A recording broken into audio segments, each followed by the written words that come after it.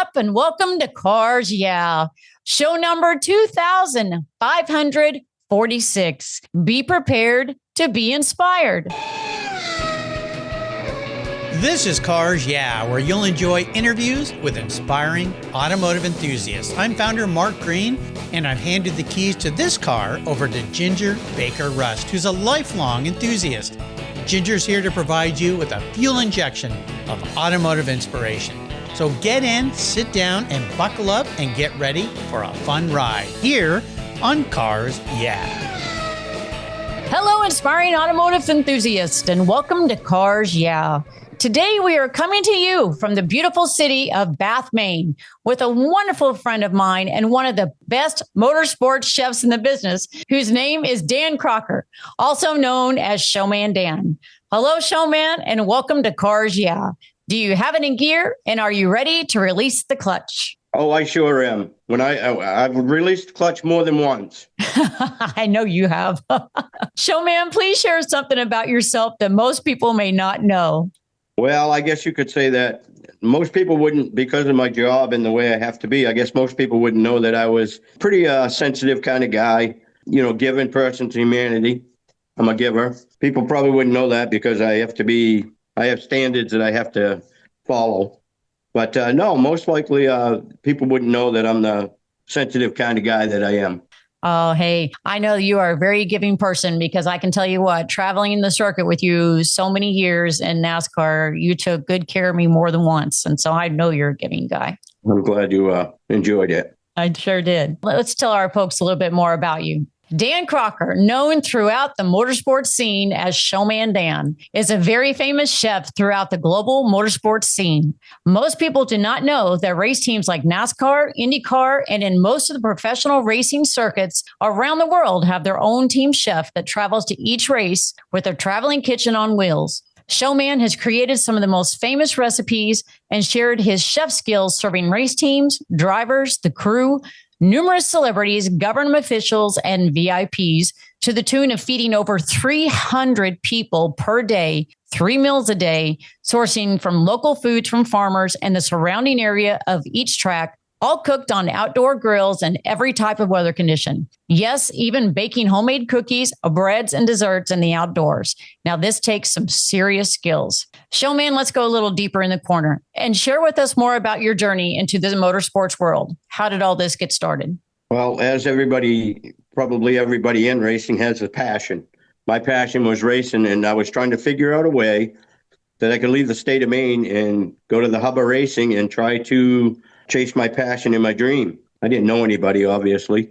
When I went there by myself, and I was trying to find a way in, and I happened to get a way in with I was a CDL driver, and I was hanging around Hendricks Motorsports for quite a while, trying to get a job over there, and it didn't materialize. And I got a job from another CDL driving for another team, and it was through Hendricks, by the way.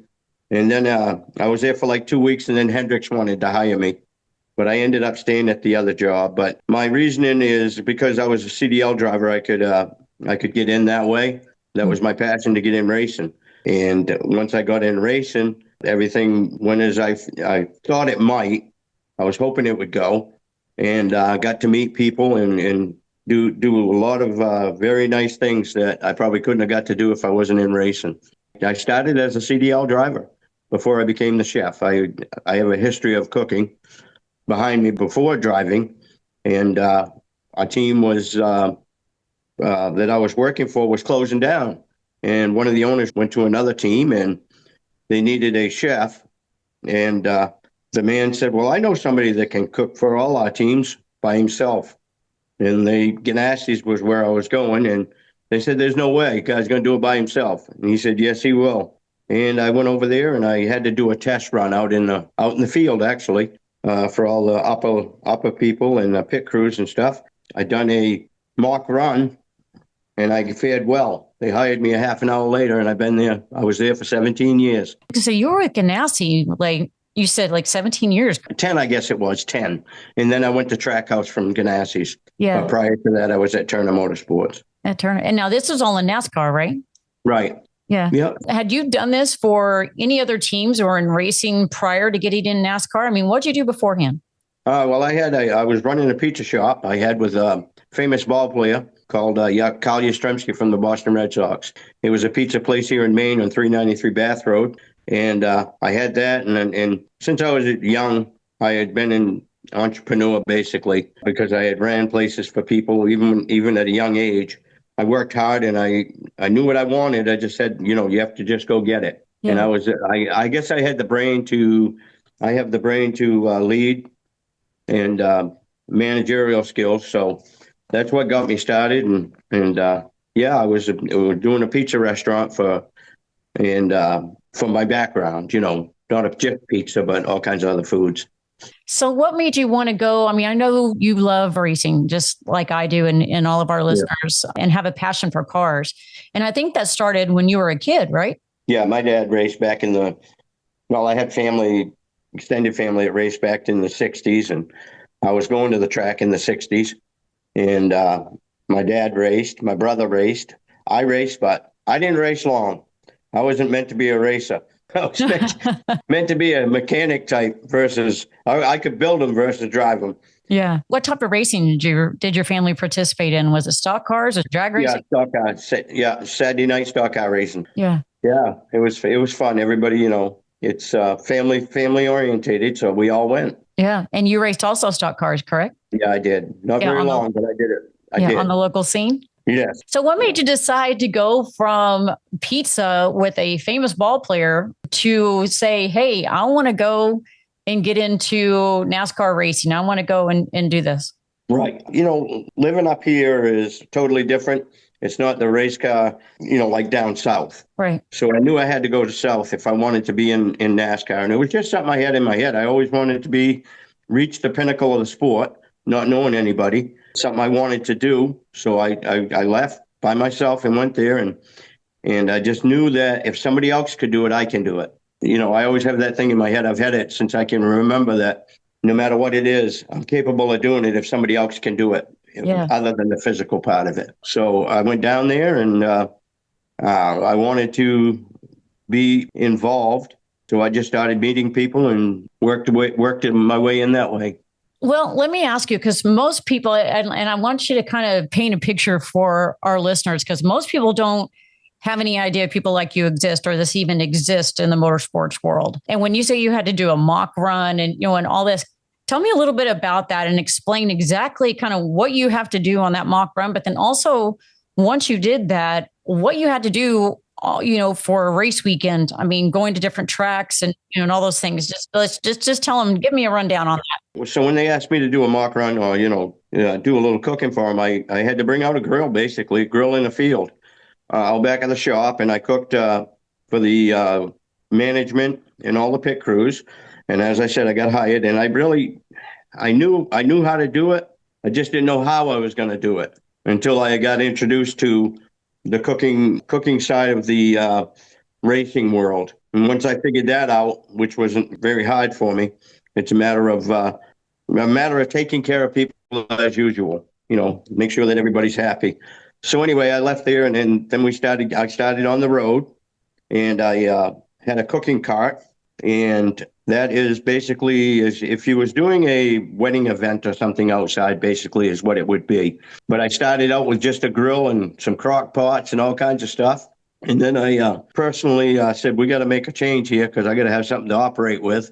We built a cooking cart for outdoors, and it was super nice.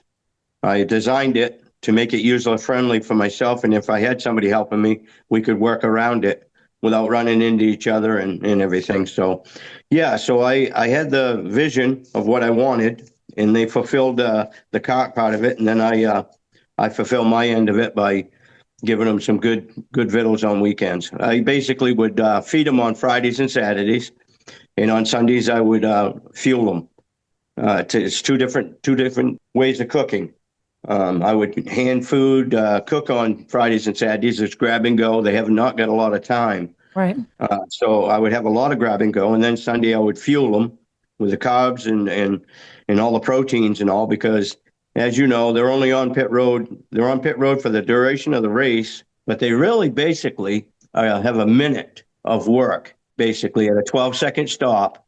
If they did 6 stops, they're under a minute because they do them in 12 seconds. But that time waiting on the wall is very energy. It burns the brain. So they need a lot of protein and a lot of carbs to keep them going, even though they're not physically, working the whole time. I really enjoy it. Very rewarding kind of a job. Something I didn't really think I was going to end up doing in NASCAR, to be honest with you. I thought I would be a CDL driver or a mechanic. And it just fell into my hands, and I liked it, and it worked out good. Yeah.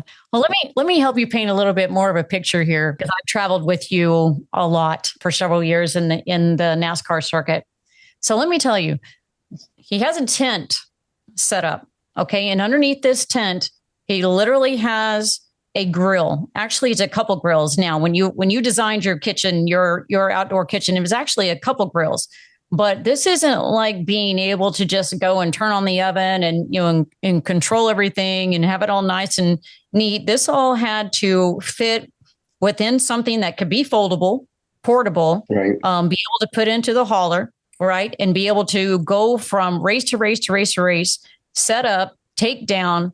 And you not only, when you say grab and go, that's pretty humble, because I've seen the things that you put together for all 3 days, because I know that you, on this whole kitchen, you have to plan the groceries, you have to plan the shopping, you have to source all these foods, you have to have a menu, you have to understand the needs of the pit crew, that things you have to do very specialty wise for them. And then you have all these huge meals for all the VIPs, all the celebrities bring in, all the rest of the teams, all the guests, all of the administration, all these things. And you have to do it in every type of weather, wind, rain, sun, heat, you name it. And I've seen this man put 5-course meals out on Sunday.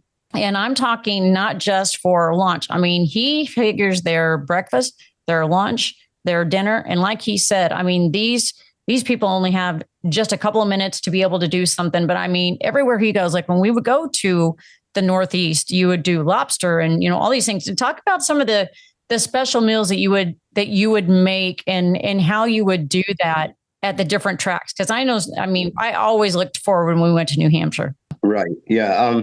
Again, this job requires, you got to be able to prep well, and time management is everything, because they only have a certain amount of time.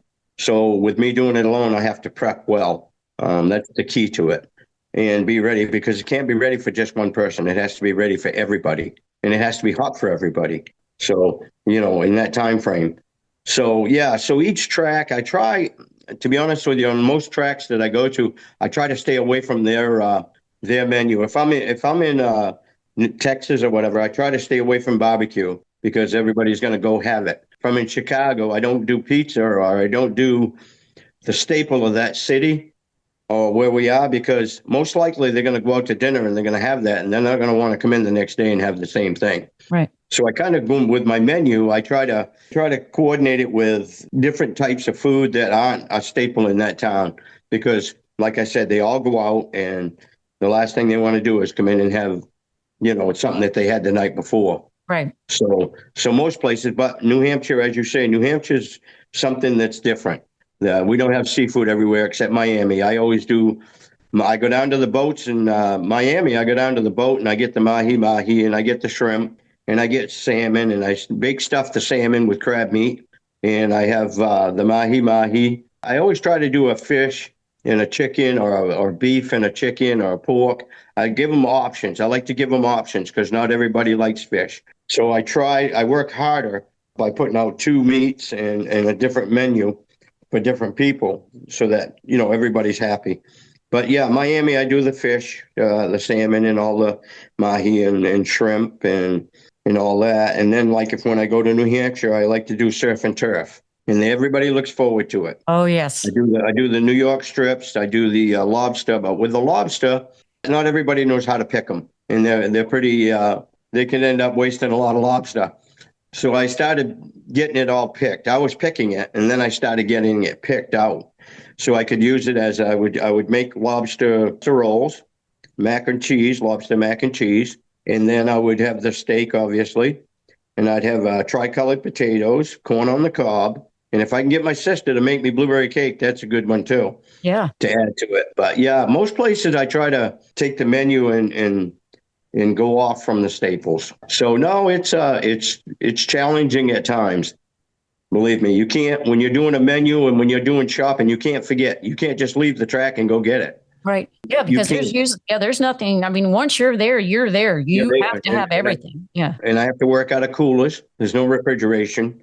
It's not like you walk into a restaurant and everything's there, in the back of the house, which would be the kitchen. It's a total different program. You have to adapt.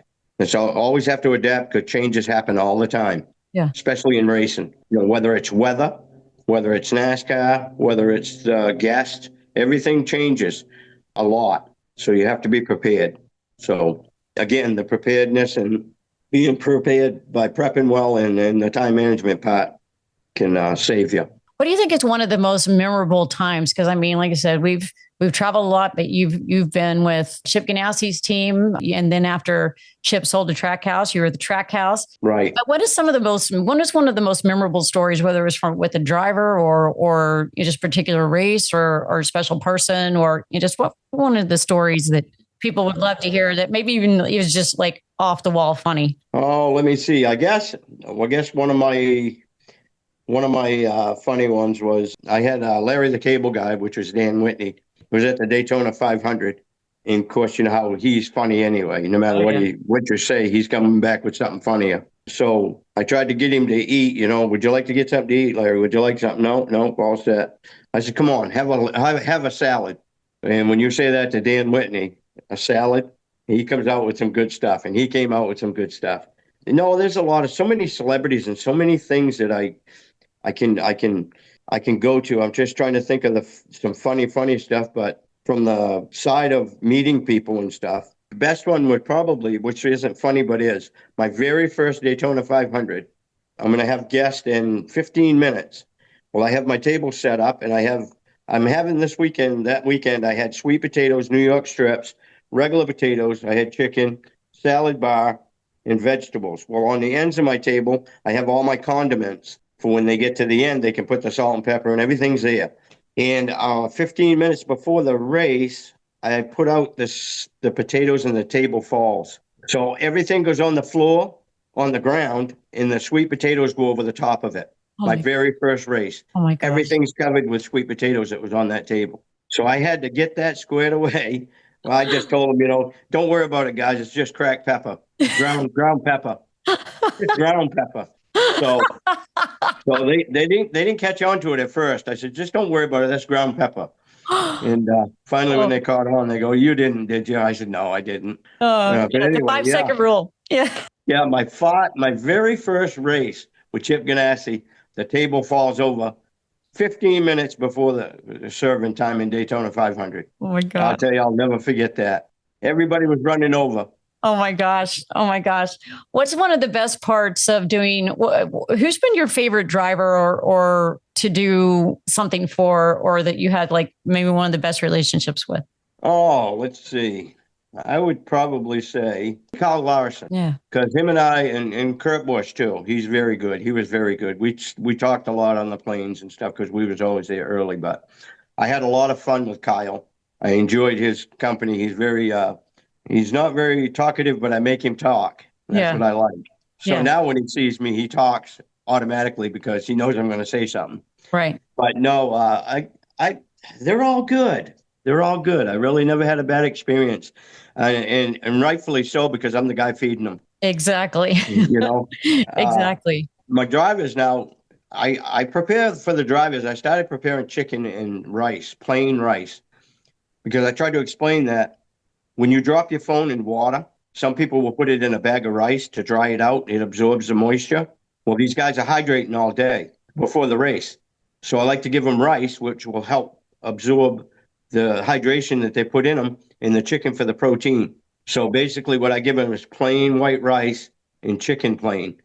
so that they're prepared well, and it'll probably help them out throughout the day. Yeah, because most people don't realize that during a race, the average driver loses between 15 and 20 pounds 20 pounds. during that race just from dehydration and just the toll that it takes on your body. And that you prepare them not only race day, but you prepare them several days prior in order to do that, because they have to be really careful about what they eat and drink actually leading up several days to the race. Exactly. Yeah. So you have to learn all that, and each person is different. And then same with the pit crews, the pit crew, Right. just exactly like what you were saying. I feed them all different. I mean, if they want something that they need, I try to fulfill it for them, because I know what it is to be out there, and I want them to be satisfied and ready to go. Yeah. Well, let's talk about a really, really good mutual friend of ours who's no longer with us, because I know that between you and him, you guys were just the most famous of all. And we've got to talk a little bit about Big John. Oh, my God. Yeah. Big John. Yeah. He was, I first met Big John, my first time of really meeting Big John.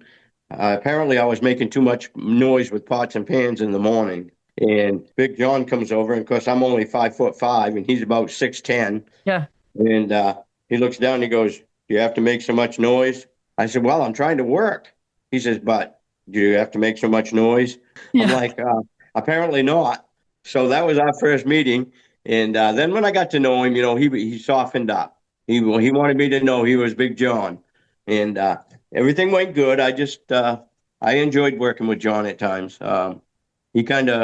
He showed us where it was at, that's for sure. Well, and for people who don't know who Big John is, tell them a little bit about Big John. Yeah, like you said, I think he's 6'10", maybe probably 400 Oh, pounds. yes. I mean, huge man. But I think what he was with NASCAR, he was I think a jack man, a gas man. Right. He drove the hauler, and then he became the team chef. And I think he was in NASCAR, 50 plus years. Oh, long time. He, and the funny part is, because of his size, mm-hmm. he had to drive to all the tracks. Yeah. Pretty much throughout the country. Because of his size, he couldn't, he wouldn't fly on planes. Flying. Yeah. So he drove that whole time. I mean, that's amazing. Yeah. I've done it. I've drove track to track in this country, and I'll tell you what, he deserves everything, because that is not an easy task. Yeah. And then get there and do the job. He was good for the sport. He really was. He kind of paved the way for a lot of us. Yeah, he sure did. And like I said, when I was in NASCAR traveling with you guys, as you all know, I went through a really difficult, medical situation, and right. I was in pretty bad shape when I came back. And actually, I think I was down to like 88 pounds. I had been through pretty bad stuff.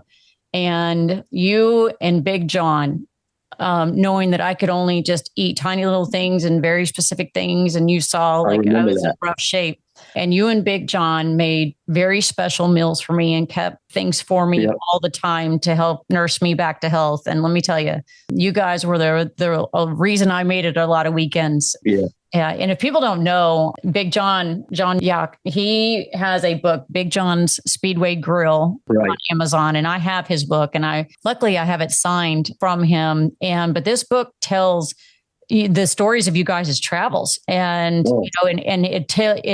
his recipes that are based on, both of you, your recipes that are based on that particular race and that particular weekend and the stories that came with it. And he tells so many different stories about racing and why he came up with the recipes he did, just, the same as you. And I mean, you two, and he, he for Stuart Haas and all kinds of, and other teams back in his history. But the two of you, it was funny because it was always a constant battle. It was always fun on the weekend to be able to, okay, what's Showman doing this weekend? What's Big John doing this weekend? And everybody's like, okay, which one are we going to? Or we're going to hit this one at this time. Or we're going to hit another one at this time. And you guys were always in this big competition. And it was always so fun. Yeah. Competition. We had the competition this year. Of course, we started a chili cook-off in Martinsville last year. Yeah. Of course, Mike Halton and all the guys from the top were the judges. Yeah. Well, our first year was last year.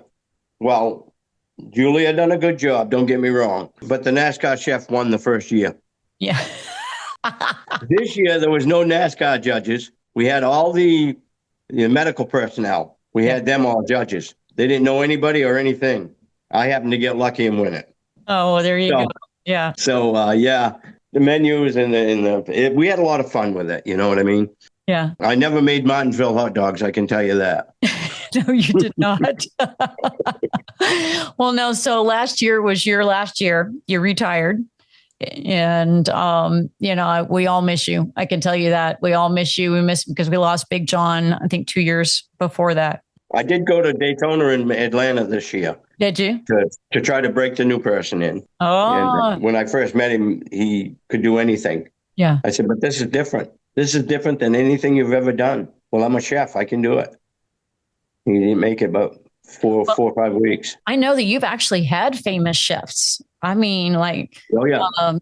Really famous chefs come to the track, as VIPs and, come and eat your food and look at you and say, I don't know how the hell you do this and pull this off and make the things that you do. I mean, like, I know you and Big John, like bake bread on a grill. I mean, like, and make desserts and cobblers and, all these things that there's no way, people would understand or realize what you guys did. You really got to be creative. You got to be creative and it's like anything. You got to have a mind for it and take care of everybody the best you can. Yeah. And I tried to do that by having an extensive menu and basics. I mean, it's like cooking something hot or making something hot, a chili. Let them add the heat. It's like overcooking a steak. Yeah. Undercook it, you can cook it more. Put the heat on the chili, make it less and let them add. Yeah. There's things you learn. Well, yeah. And you have to be careful with that too, because you don't want drivers, get an upset stomach or pit crew. They can't just leave the car or leave the wall, right? Yeah. Right. Yeah. So that was Big John he was a good man. He was something else. I tell you, sometimes. Yeah. He had his days. He had his days like we all. Yeah. Yeah. His hands were so big. I mean, I'm barely 5 foot and, and now maybe 110 pounds, but his hands were so big. I mean, his hand was as big as my head, big as my face. Unbelievable. His feet. Yes. Feet was huge. I swear he had to have a 17 or 18 shoe. Yeah. Oh my God. Amazing. Yeah. He was just well, he had to have, but it'd fall over.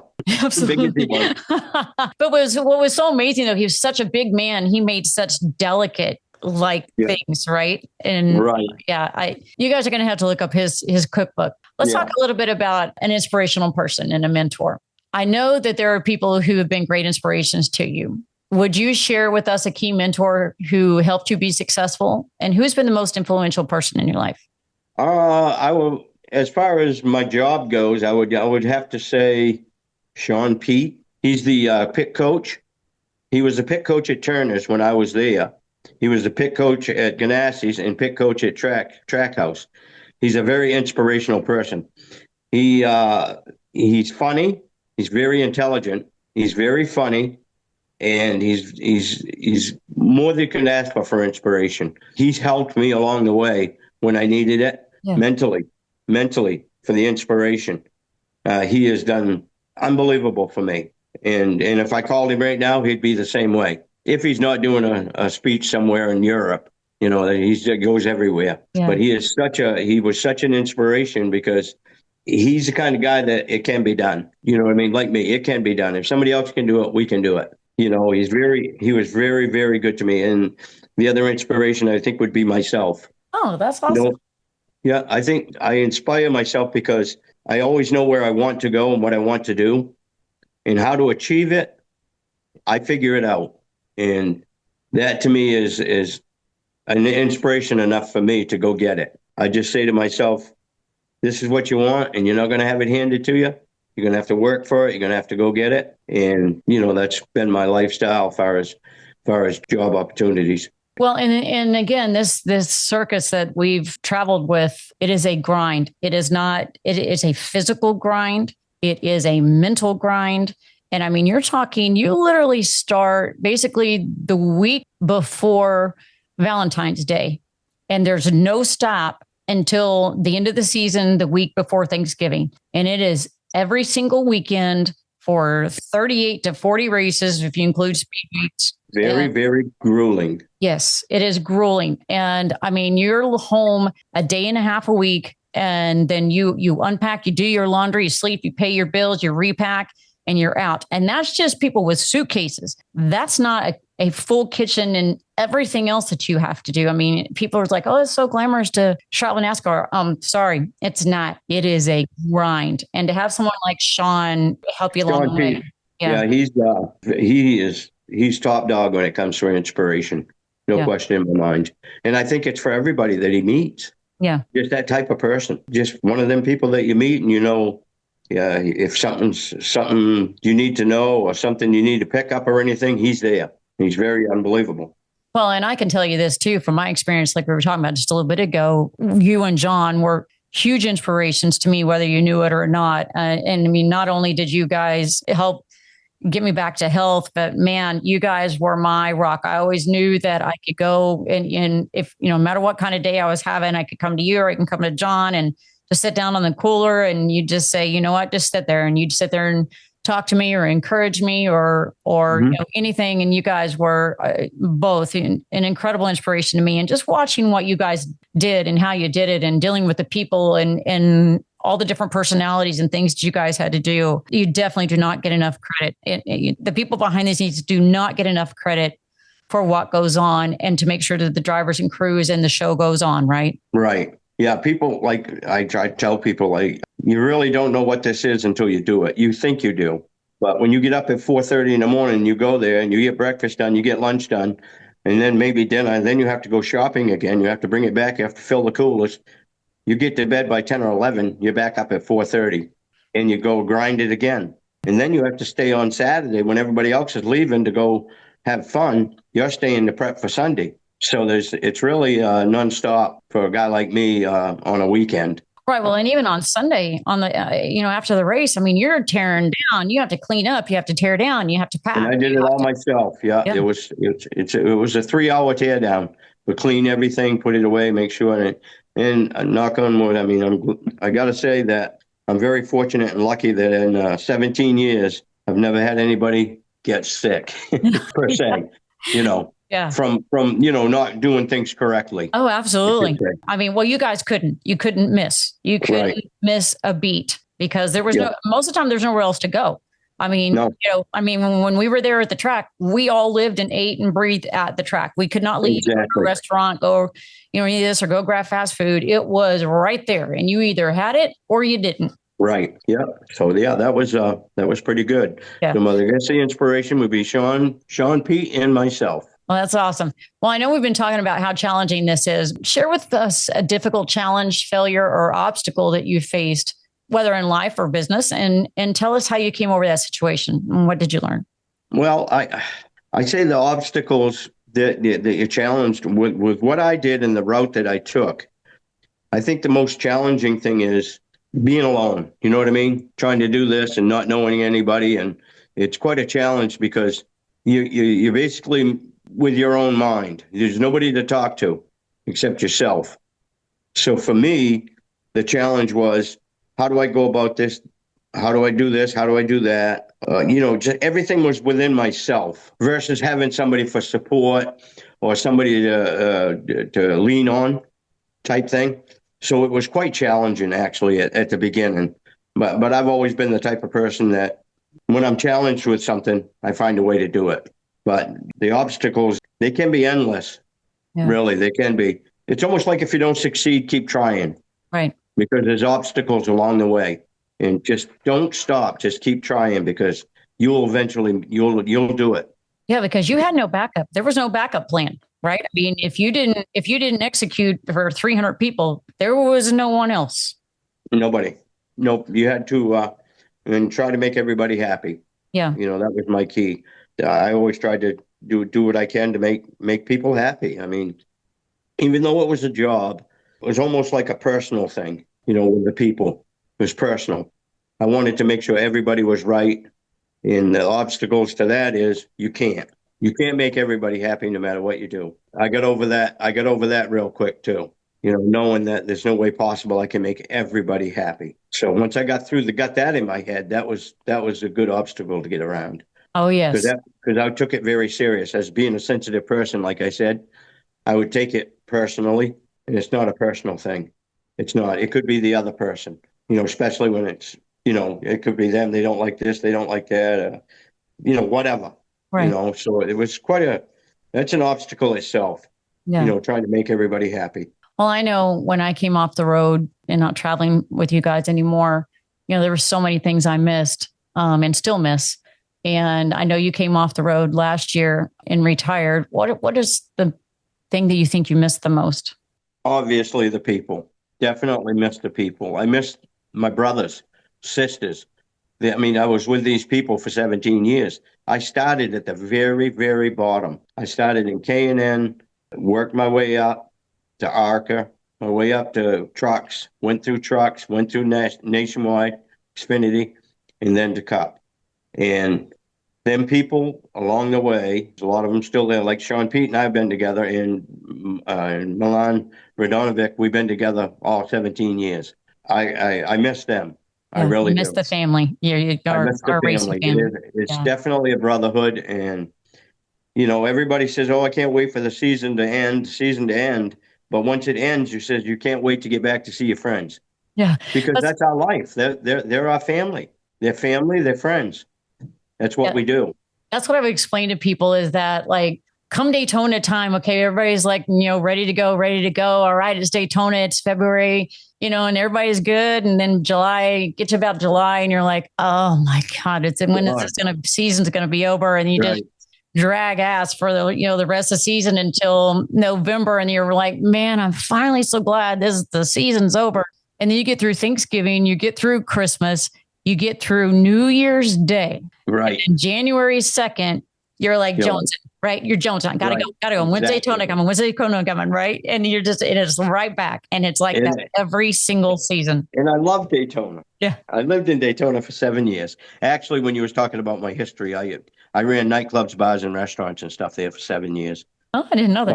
The best on the beach. I did the best on the beach. Oh, that's amazing. Yeah, for 7 years. And when I left Daytona, I went back and managed a Holiday Inn for the Walsh brothers, Walsh family. They had a place in Boca Raton. So I went home and they had a Holiday Inn in my hometown that they needed a manager for. So they flew me back to Boca Raton. I done a roundtable. I expedited their hotel and their nightclub and stuff. And then I went to a roundtable meeting and they hired me to run the one in Maine. Yeah. And I've done all that in Daytona and all, and I've been around, done a lot of different things. You sure have.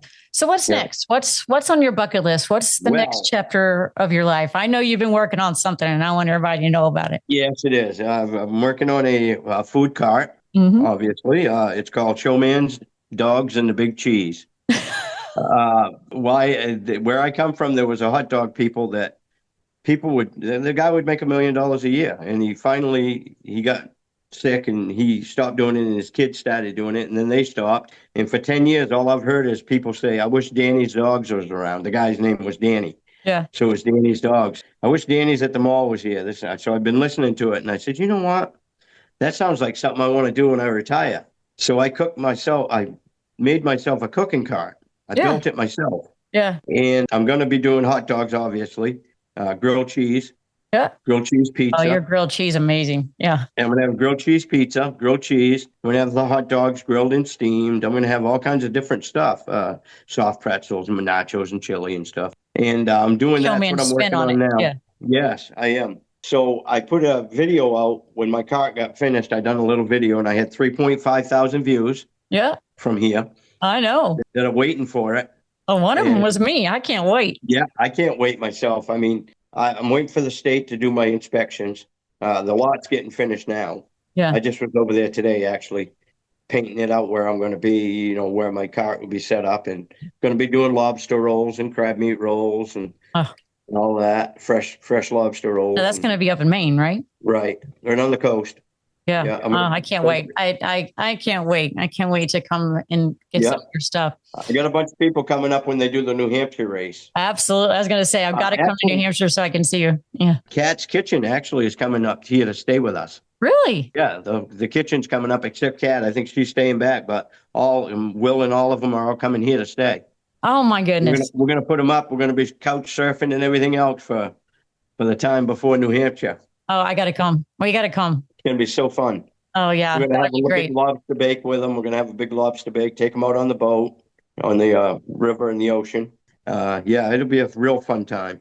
Now, I forgot to ask you, who gave you the name Showman? Okay, what happened is I was at a convention and I had to speak for Turner Motorsports at a convention. There was 2,000 people. Yeah. Well, what I was doing is I was doing some show car stuff for Turner with Ricky Carmichael in Monster Energy. So I was doing a bunch of show car stuff with him and Justin Allgaier.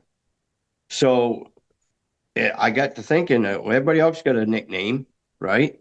So I says, why don't I just have Showman Dan? Showman. I'm showing cars, whatever, trucks. Yeah. And I could be the showman. So I did. Well, I got in front of 2,000 people and everybody was asking me, how come they call you Showman?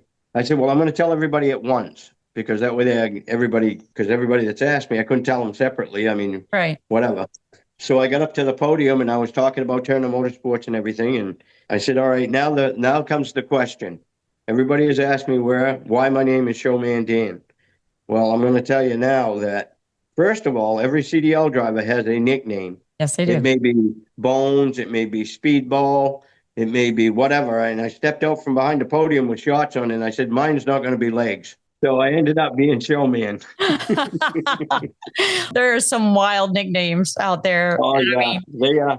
I've always been the kind of guy that, I don't know, like putting on a show type thing. Yeah. I always say, welcome to my cooking tent. I'm Showman Dan. Welcome to the show. When you grab that plate, it's showtime.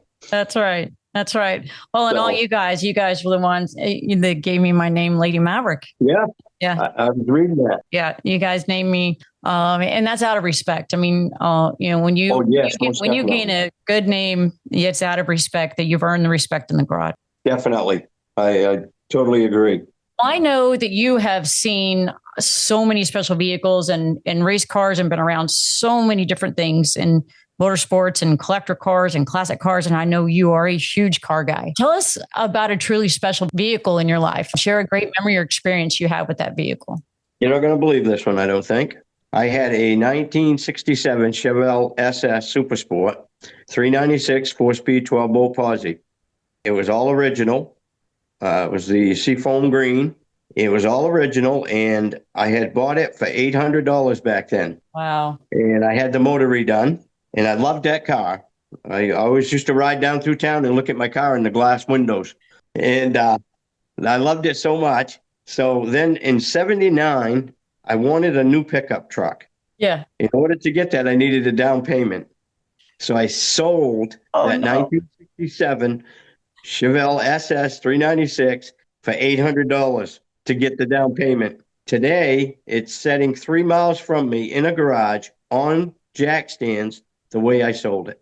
Oh, no. Are you going to get it back?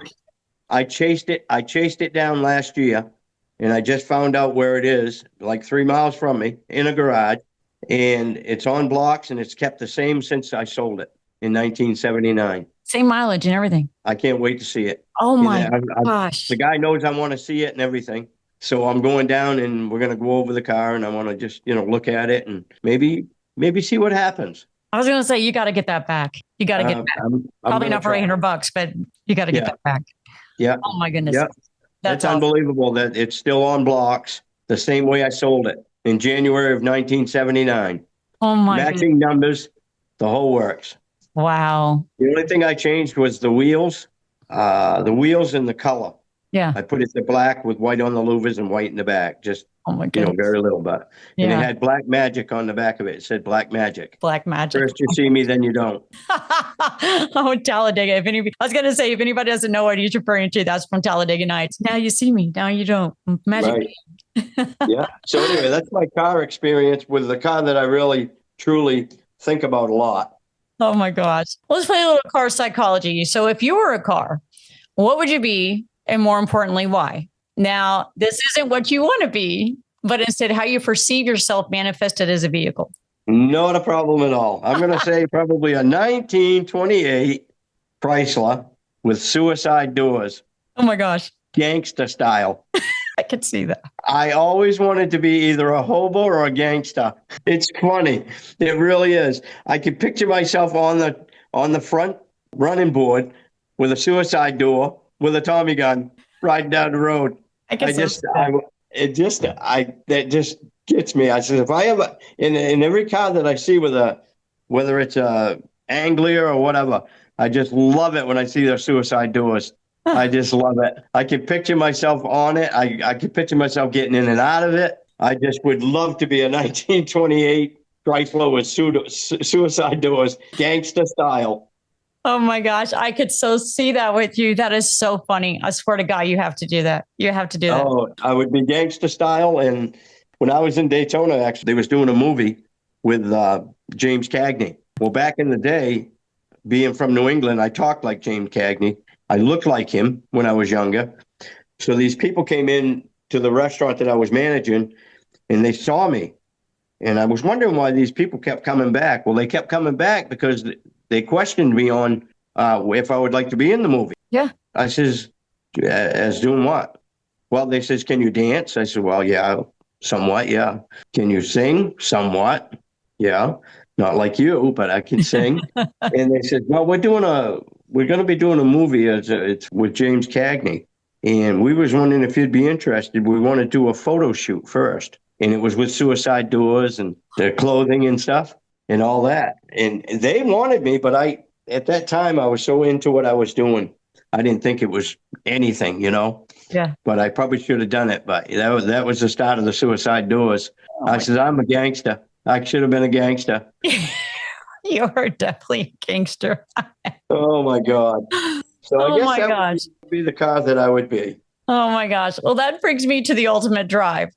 So I am writing a blank check for the Ultimate Drive with no limitations.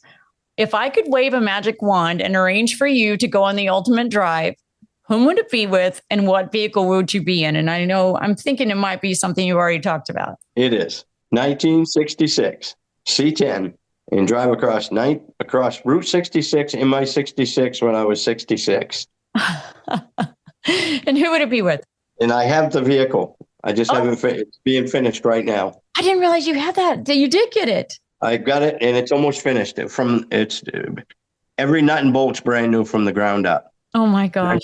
Big back window, short fleet side bed, the whole works. LSX motor, everything, and it's being finished in North Carolina right now. Oh gosh, I didn't realize. I knew you were working on a vehicle. I didn't realize it was that one. I didn't realize it was your Ultimate Drive vehicle. Yeah, it was a 1966 C10, so I could drive across Route 66 in my 66 while I was 66. Yeah, and you're coming up on that, right? No, I'm above it. You're above it. I was going to say, I know you're right around there, but yeah. Yeah, I'm beyond it now, but that's because racing, I couldn't do it because I had some family things go on. And anyway, I could still do it and feel like it. Absolutely. Would there be a special person you'd want to go with you?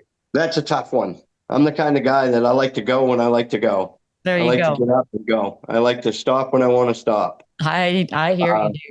Yeah, I'm not one to wait. When I'm ready, I'm ready.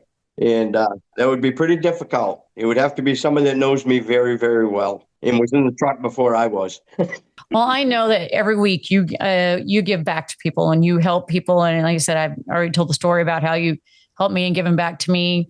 What are some of the ways that you think that you've helped others or given back?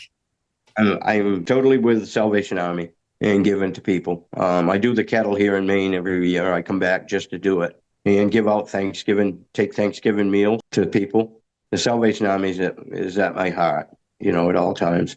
When I was younger, that was what we had. It kept us going, and we knew that they was there for us no matter what. So it's my turn to be with them no matter what. If I ever got filthy, filthy rich, I would be building Salvation Armies with homeless shelters and battered women shelters on them. I hear you. That's what I would do. Yeah. And like I said, I know you take real good care of your mama too. Yes, very much so. Yeah. They took care of me my first years, and now it's my turn. Definitely. Is there a great book? I know you don't have a lot of time to read or articles or things like that, but book or article or something that you've watched that you believe others could learn from? Oh, I know we talked about Big John's book. Yeah. Boy, that's a tough one. I was always so much on the go for reading and watching movies. Yeah. Wasn't much of it, because I I was an outside person. Had you ever thought about doing a book like Big John? I'm surprised that you haven't yet. Yeah. People have asked me how come I haven't done a book, and I haven't yet. And who knows what I may do. What I was thinking about doing is maybe doing a book because I have like 16 or 17,000 pictures from around the country, from everything I've ever done, and take the ones from the race cities, around the race cities and stuff, and do a recipe for that certain area. Oh, yeah. I don't know yet. I haven't decided. Right now I'm in the middle of this endeavor that I'm about to embark on. I don't know. Yeah, I think it's going to be good. Yeah. You absolutely should do that book. I know before Big John passed away, I was actually helping him with his second book that he was wanting to publish. But unfortunately, he passed away before we got that done. But you absolutely have to do that. Yeah, I think it would be, and I'm not kidding you, I've had at least, without exaggeration, 500 people ask me if I would ever do a book. Oh, and your recipes. Yeah. Yeah, recipes and in life in general. Yeah. The things that I've done. Exactly. I've done stuff that you just don't do because you're not able for some reason. Like I was always single, and not always single, but I was able to go when I wanted to and do the things that I needed to do, wanted to do. So yeah, but no, I give it some thought. I may sometime. We'll see what happens. Well, that sounds good. In the future. Can you give our listeners a final parting words of wisdom or advice about life? I mean, do you have a favorite quote or mantra that has meaning to you? My thing is, I like to treat others like I like to be treated. It's just the way I've always been. I never look down on anyone. Never, ever look down on anyone. Always treat them like you want to be treated, and help as much as you can when you can. Yeah. That's me. And that's what I hope to, that's all. And most of my friends are like that. Most of the people that I associate with, they're like that. And I like that. Yeah. Yeah. Well, I follow you on social media, and I know you have some social media, and you share a lot of stuff, on there from your adventures. How could people reach out to you or learn more about you? I know you're on Facebook. Well, I'm going to start another Facebook page for my business. Yeah. For Showman Dan LLC.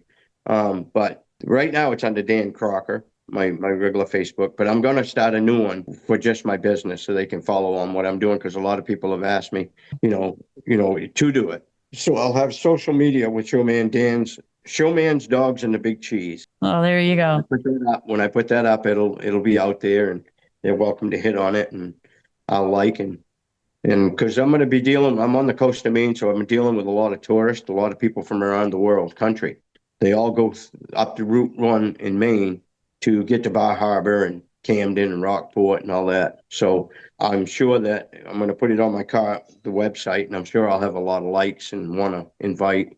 So that's what I will be doing. So Showman's Dogs and the Big Cheese. Well, I look forward to it. And listeners, you can find links to everything we've talked about here today at carsyow.com on the Showman Dan Crocker link on the nose page. Well, Showman, thank you for being so generous with your time and sharing your experiences with our listeners. And you, like I said, I've said all throughout this, you're a very special person to me. And I was so excited to be able to have you on here and share some of those stories and things about you and know what you're going to do next. I truly appreciate you having me. I enjoy it. I enjoy the show, the podcast, and I feel very, very good that you invited me. You're a very special person, and I'm glad I got to do it. Well, I appreciate that. And like I said, our friendship goes way, way back. And it'll continue. Absolutely. Yeah. Well, folks, on that note, until we talk again, I will see you down the road. Thank you so much for joining us here today on Cars Yeah. Drive on over to carsyeah.com to find today's guest show notes and inspiring automotive fun. Download your free copy of Filler Up. It's an ebook filled with gorgeous photos of fuel filler fun, including quotes from our inspiring automotive enthusiasts. While you're on the website, sign up for weekly blogs and a whole lot more. Download your copy today, and Ginger will see you next time here on Cars Yeah.